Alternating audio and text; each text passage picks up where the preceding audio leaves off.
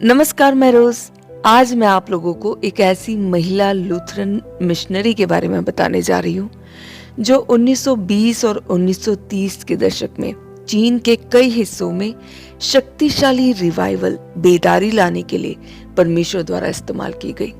उनका नाम था मैरी मॉनसन। इस मृदुभाषी महिला का प्रभाव इतना था कि आज भी चीन के कई विश्वासी उन्हें आदर पूर्वक गृह कलीसियाओं की जननी, mother of the house churches कहते हैं। नॉर्वेजियन लूथरन चाइना मिशन ने 1901-1902 में अपने कार्य को सुदृढ़ करने के लिए 10 नए मिशनरियों को चीन भेजा। इन नई नियुक्तियों में से एक मैरी मॉनसन नाम की एक अविवाहित महिला थी। किसी ने भी यह नहीं सोचा होगा कि ये छोटी सी विनम्र सी हस्ती का अगले 30 वर्षों में इतना बड़ा प्रभाव पड़ेगा। 24 फरवरी 1878 नॉर्वे में जन्मी मैरी मॉनसन जब वो कॉलेज में पढ़ रही थी तो प्रभु ने उसे मिशनरी सर्विस के लिए बुलाया।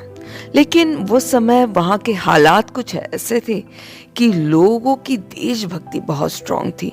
पहले विश्व युद्ध के बाद लोग अपना देश छोड़कर कहीं और जाना पसंद नहीं करते थे और मैरी भी कहीं और जाना नहीं चाहती थी। मगर उसी समय उसके फैमिली फ्रेंड में से, जो कि खुद एक प्रीचर है, वो उनके घर में उनसे मिलने आए।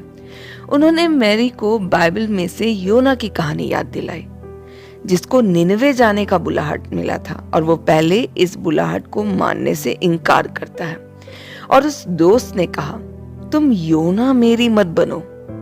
और उसकी वो लाइन मेरी के दिल को घायल कर गई। 3 दिन तक लगातार प्रार्थना करने के बाद उसने प्रभु से कहा, प्रभु, मैं अपने आप को पूरी तरीके से आपको समर्पित करती हूँ। आपको जो भी मेरे लिए बुलाहट है, चाहे वो नॉर्वे को छोड़कर कहीं और जाने का भी है, तो भी मैं तैयार हूँ।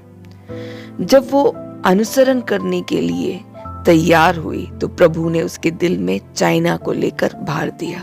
वो जिस मिशन संस्था के अंडर में चाइना गई थी, बाद में उन लोगों को इसका बाकी सारे क्रिश्चियन डिनोमिनेशन के लोगों से अच्छे से रहना पसंद नहीं आ रहा था।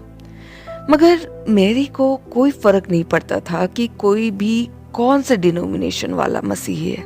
वो सिर्फ इतना जानना चाहती थी कि कौन है जो मसीह को जानता है, जो उनसे प्यार करता है, जो बाइबल के अनुसार जीता है। चाइना में आने से पहले मॉनसन ने एक स्कूल शिक्षिका के रूप में प्रशिक्षण प्राप्त किया था और नर्सिंग की पढ़ाई का 1 साल पूरा भी किया था, ताकि कुछ प्रैक्टिकल नॉलेज, कुछ व्यावहारिक ज्ञान मिल सके।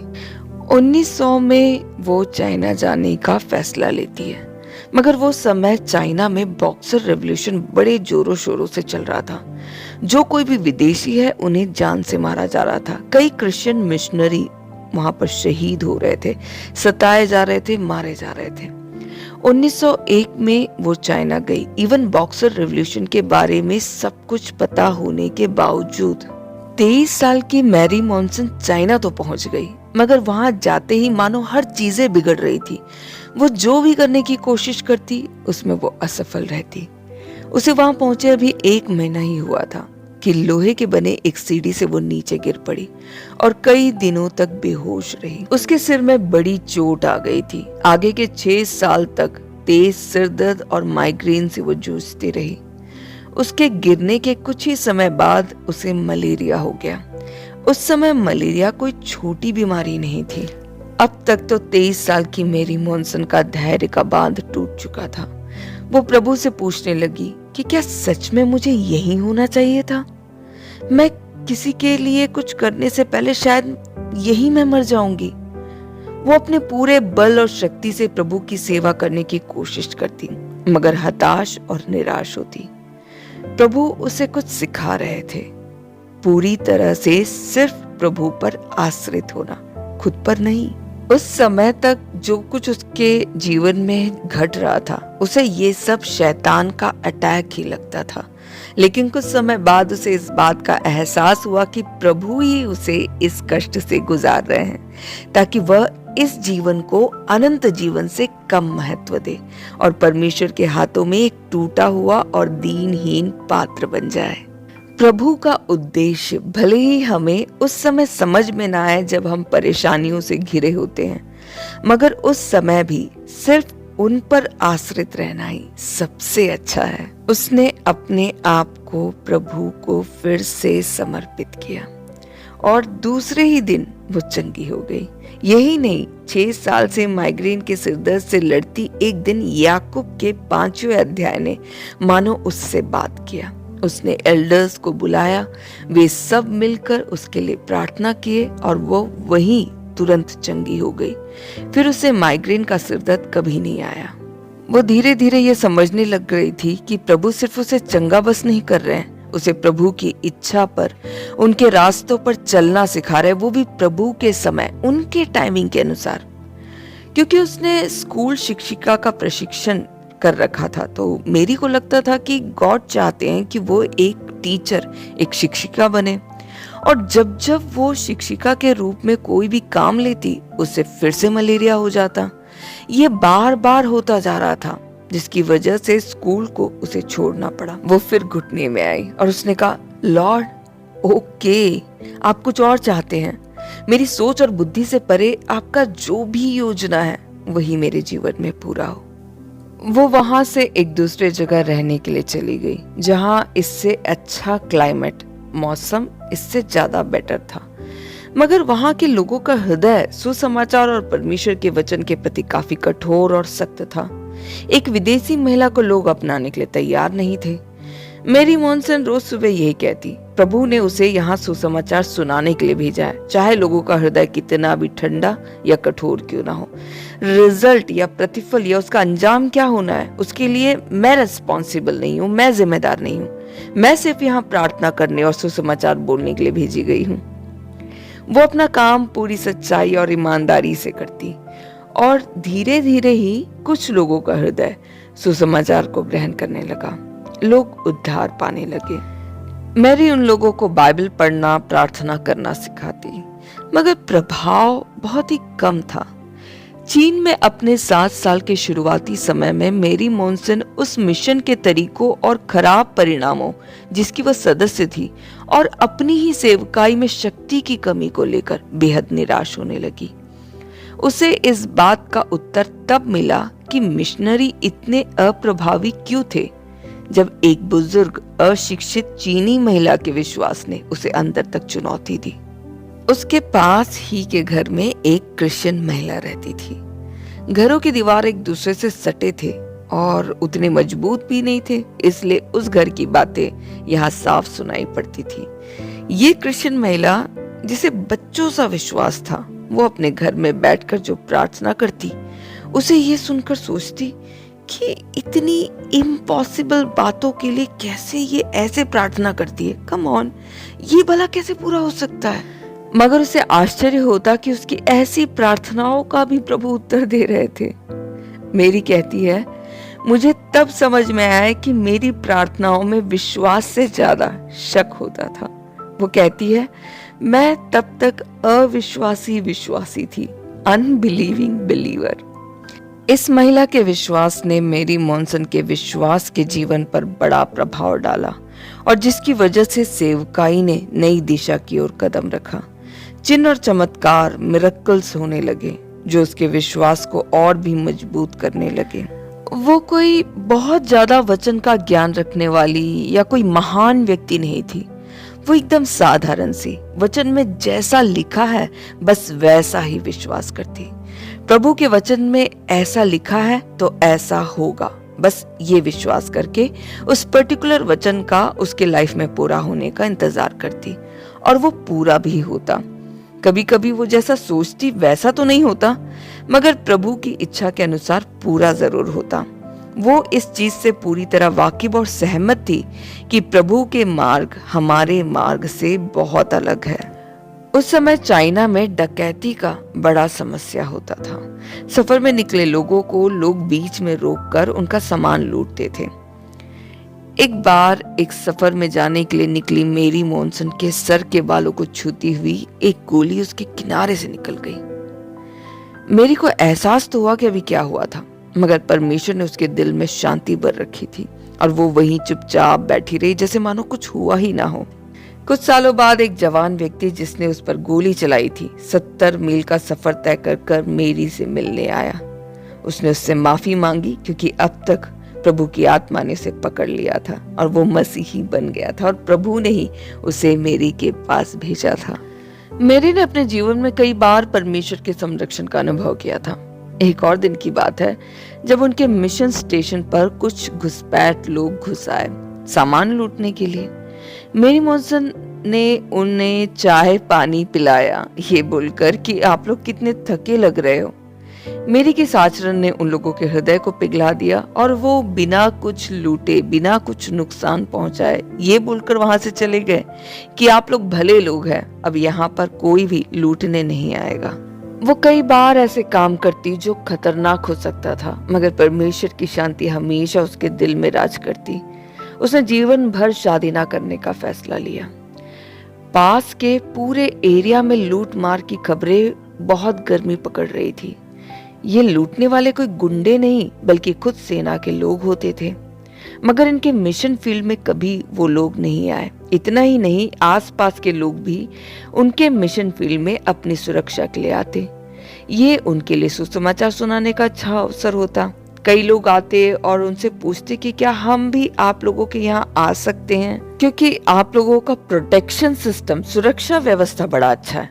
वो पूछती कौन सा सुरक्षा व्यवस्था। ये सारे पड़ोसी लोग जब अपने अपने घरों से इस मिशन फील्ड की तरह देखते थे तो कई लंबे चौड़े सैनिक जिनके चेहरों में बड़ी तेज होती थी इस मिशन फील्ड को चारों ओर से घेरे खड़े दिखते थे। मेरी को पता था कि ये कोई सैनिक नहीं, हाँ स्वर्गदूत जरूर हो सकते हैं। प्रभु ने अपना संरक्षण का हाथ ऐसे मेरी मॉन्सन पर जाहिर किया कि लोग उसके पास आने लगे और वो लोगों को सुसमाचार सुनाती। 20 साल गुजर गए। मैरी ने प्रभु से बहुत बातें सीखी, प्रार्थना के बारे में, साथ ही वचन का ज्ञान होना कितना जरूरी है इस बारे में भी। कुछ समय में ही एक मसीही मिशनरी बैठक, क्रिश्चियन मिशनरी मीटिंग हुआ, जिसमें चाइना में रह रहे सभी मिशनरी एक साथ मिलकर प्रार्थना करने के लिए जुड़े। ये मेरी के लाइफ का एक अगला पड़ाव था। कुछ एक नई की शुरुआत हो रही थी, रिवाइवल की। चाइना के लोग बेटी पैदा करना नहीं चाहते थे। जब पता चलता कि पेट में लड़की है तो उसे गिरा दिया जाता था। पैदा हो जाने के बाद मार दिया जाता था, नहीं तो इन बच्चियों को बाजारों में खुले आम बेचा जाता था। एक बार एक मीटिंग में, एक बैठक में वो खड़े होकर प्रभु का संदेश सुना रही थी। बहुत सारे अविश्वासी महिलाएं भी वहां थी। लोगों का हृदय टूटने लगा। एक एक औरतें सामने आकर अपने पापों का अंगीकार करने लगी। इवन उन्होंने कितने बच्चियों को मारा वो भी बताने लगी। ऐसा लग रहा था मानो प्रभु इन माओं को आजाद कर रहे थे। कई लोगों ने प्रभु यीशु मसीह को अपने जीवन के उद्धारकर्ता के रूप में उस दिन स्वीकार किया। मेरी कभी भी कहीं भी अपना नाम प्रसिद्ध नहीं करना चाहती थी। जब भी कुछ चमत्कार होता तो वो कहती, मैंने कुछ नहीं किया, मैं तो बस प्रभु के हाथ का एक पात्र हूँ। प्रभु यीशु ही है जिन्होंने आपको छुआ।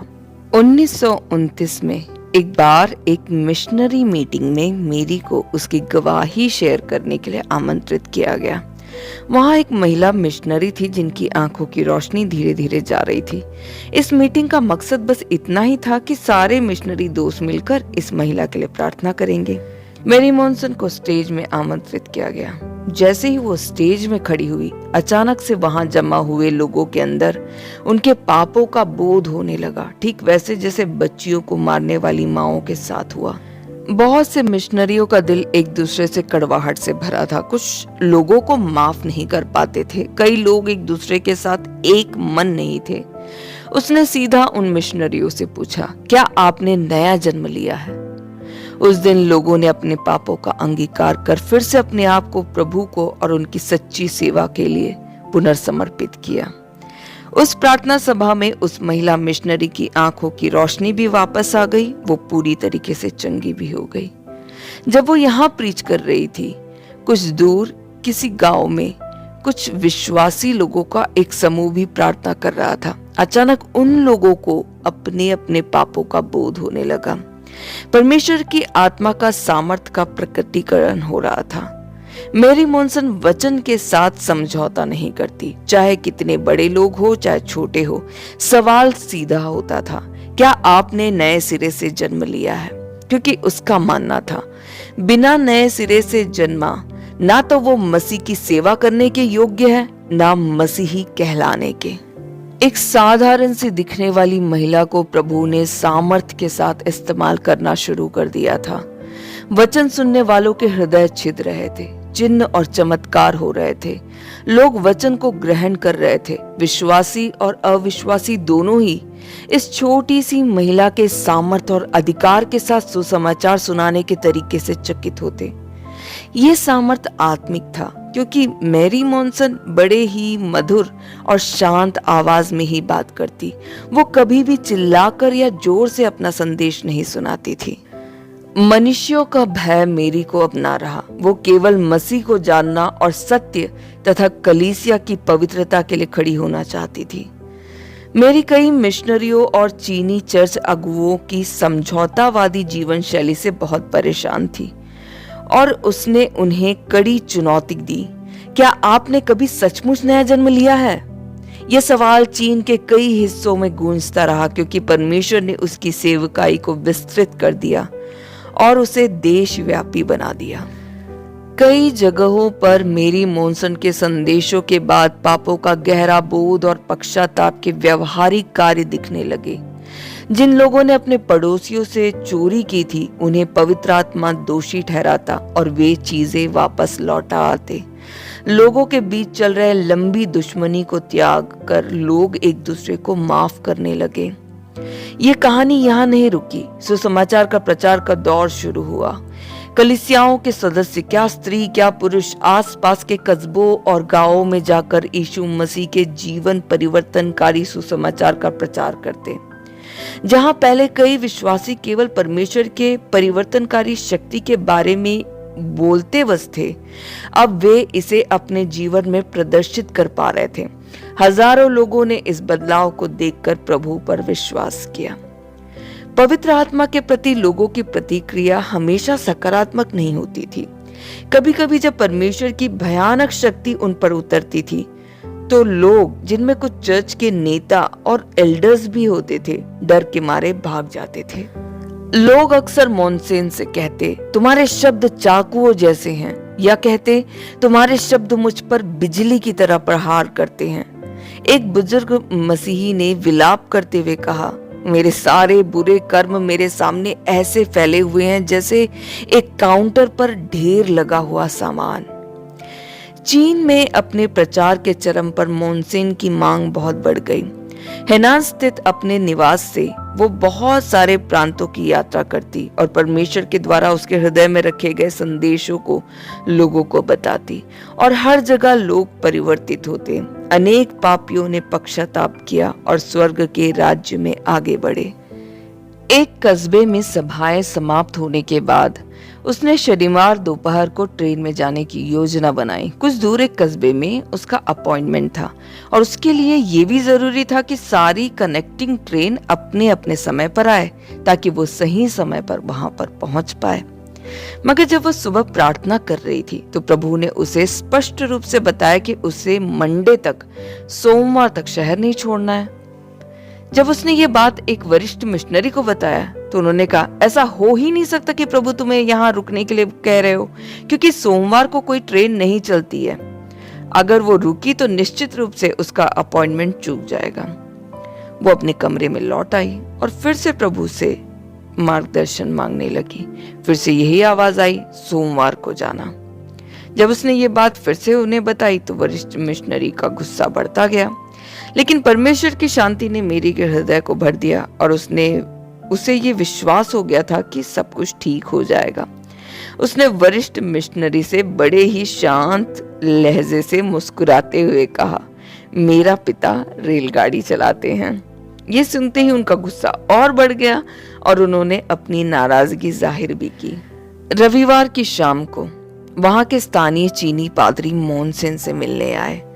उन्होंने ऐसा एक सवाल पूछा जिसे सुनकर मेरी मॉनसन का दिल खुशी से भर गया। उन्होंने कहा, मैंने कभी भी परमेश्वर की आंतरिक शांति का अनुभव नहीं किया है। मैं उद्धार पाने के लिए क्या करूं? और मेरी ने बड़े ही खुशी के साथ उन्हें प्रभु यीशु मसीह में सच्चे विश्वास के बारे में बताया और पादरी ने बड़े आनंद के साथ प्रभु यीशु मसीह को स्वीकारा। मेरी को समझ में आ गया कि ये वही कारण था जिसकी वजह से प्रभु उसे यहाँ रोक रहे थे। एक आत्मा का बचाया जाना था। सोमवार की सुबह नाश्ते के समय मैरी ने मिशनरी से पूछा कि क्या प्लीज आप मुझे स्टेशन तक छोड़ने की कृपा करेंगे। उन्होंने विरोध करते हुए कहा कि इसका कोई फायदा नहीं, क्योंकि सोमवार को शहर से होकर ट्रेन नहीं चलती। हालांकि मेरी के बहुत कहने पर वो मान गए, शायद ये भी दिखाने के लिए कि मेरी का फैसला कितना मूर्खतापूर्ण है। वे सकरी गलियों से होते हुए आगे बढ़े और जैसे ही वे स्टेशन के बाहर पहुंचे, प्लेटफॉर्म पर एक ट्रेन चलने की तैयारी में खड़ी थी। प्रस्थान की सीटी बजने से कुछ सेकंड पहले एक अनाउंसमेंट हुआ जो वहां के प्रांतीय गवर्नर कर रहे थे कि ऊपर से आदेश आया है कि इस ट्रेन को तुरंत एक्सप्रेस स्पीड में राजधानी भेजना होगा, वही शहर जहां से उसे सोमवार को उत्तर की ओर जाने वाली ट्रेन पकड़ने के लिए पहुंचना था। ट्रेन किसी स्टेशन में बिना रुके बड़ी ही तेजी के साथ सफर करते हुए करेक्ट उसी समय वहां पहुंची जहां से बिल्कुल सही समय से वो बुक किए हुए जगह पर पहुंच पाई। कुछ भी कहीं लेट नहीं हुआ और साथ ही साथ एक आत्मा भी बचाई गई।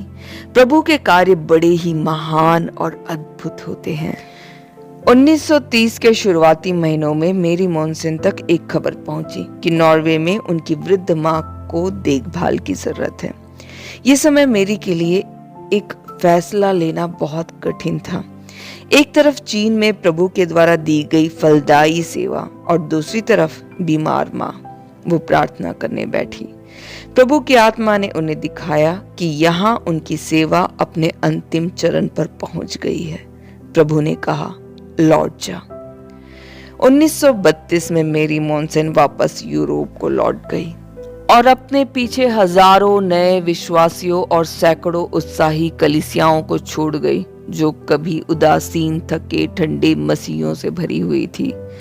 आज पूरा नानयांग प्रांत, जहां मोनसेन ने अपना अधिकांश समय बिताया, बढ़कर 1 करोड़ से ज्यादा लोगों का हो गया है और वहां रहने वाले इवेंजेलिकल ईसाइयों की संख्या अनुमानतः 32 लाख या लगभग 1/3 आबादी है। दक्षिणी हेनान के इस धन्य भाग से कई प्रमुख हाउस चर्चेस, गृह कलीसिया नेता उभरे हैं, जिसमें से ब्रदर यून भी शामिल है। प्रभु ने इस क्षेत्र को पूरे चीन में पुनरुत्थान का केंद्र बनाया। इसी कारण आज हेनान के कई ईसाई मोनसेन द्वारा चीन में अपनी सेवा शुरू करने के 1 सदी के से भी ज्यादा समय बाद उन्हें प्यार से गृह कलीसियाओं की जननी, the mother of house churches कहते हैं। मैंने पहली बार मेरी मोनसन के बारे में ब्रदर यून की किताब हेवनली मैन में पढ़ा था, जिसे मैंने हिंदी में ट्रांसलेट भी किया था। वो मेरा पहला ट्रांसलेशन और पहला ऑडियो बुक था।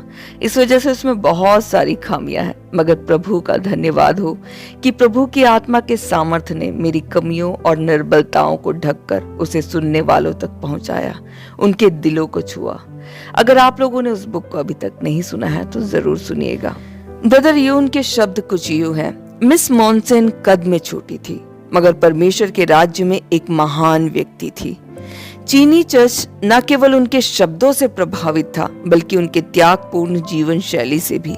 वह यीशु मसीह की पूरी तरह से प्रतिबद्ध, समझौता न करने वाली अनुयायी थी, जिन्होंने हमारे सामने एक उदाहरण रखा कि हमें प्रभु के लिए कैसे कष्ट सहना है, कैसे अंत तक खड़े रहना है।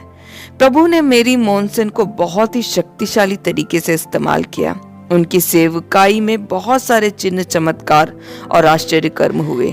मेरी मोनसन अपने वृद्ध माता पिता की देखभाल करने 1932 में नॉर्वे लौट गई और फिर वापस चीन कभी नहीं लौटी। लेकिन उनका अद्भुत अटूट विश्वास, उनका उत्साह, मसीह के लिए पूरी तरह से प्रतिबद्ध हृदय आज भी चीनी चर्च में जीवित है। ब्रदर यून जब नॉर्वे पहुंचे तो उनके अंदर एक तीव्र इच्छा हुई कि उस महान महिला जिसने अपना जीवन मसीह और चीन के लोगों को दिया, उनकी कब्र को देखे। वो अपने दोस्त के साथ उस सफर में निकले। ब्रदर यून की कार कब्रिस्तान में रुकी, जो कि एक सकरी घाटी में एक पहाड़ी के किनारे स्थित है, जिसके बीच से एक नदी बहती है। कुछ देर तक ब्रदर यून और उनके साथी इधर उधर चलते चलते उनकी कब्र ढूंढने लगे, इस उम्मीद से कि इन सैकड़ों कब्रों में से किसी एक में उनका नाम होगा। मगर उनको निराशा ही मिली। आखिरकार वे लोग कार्यालय में गए। प्रशासन उनके नाम से परिचित नहीं थे, इसलिए एक रजिस्टर में काफी देर ढूंढने के बाद उनका नाम दिखा। रजिस्ट्रार ने कहा, इन्हें यहीं दफनाया गया था, लेकिन उनकी कब्र की कई सालों से कोई देखभाल ही नहीं की गई, इसलिए आज यह एक खाली जगह है। ब्रदर यून का दिल टूट गया। ऐसी महिला जिसका सम्मान पूरा चीन करता है, उनकी कब्र भी आज कहाँ है लोग नहीं जानते हैं। उन्होंने उनकी कब्र को बनवाने का इंतजाम करवाया। मेरी मॉनसेन एक ऐसी महिला की स्टोरी है जिसने ना अपना नाम चाहा ना सम्मान। प्रभु ने कहा तो निकल पड़ी। प्रभु ने उनकी सेवकाई के सबसे ऊंचाई से उन्हें वापस जाने के लिए कहा तो चुपचाप वापस चली गई और ऐसे मसीह में सो गई जैसे मानो वो साधारण से साधारण एक महिला हो। जैसे फिलिपियों के अध्याय 1 के 20 और 21वें आयत में पौलुस कहते हैं, शायद इनका भी कुछ ऐसा ही कहना था होगा। मैं तो यही हार्दिक लालसा और आशा रखता हूँ कि मैं किसी बात में लज्जित ना हूँ, पर जैसे मेरे प्रबल साहस के कारण मसीह की बड़ाई मेरी देह के द्वारा सदा होती रही है, वैसे ही अब भी हो, चाहे मैं जीवित रहूं या मर जाऊं, क्योंकि मेरे लिए जीवित रहना मसीह है और मर जाना लाभ। एक ऐसी महिला जिसमें मसीह के अलावा और कोई रंग चढ़ा ही नहीं शायद। प्रभु यीशु मसीह आप सभी को आशीष दे।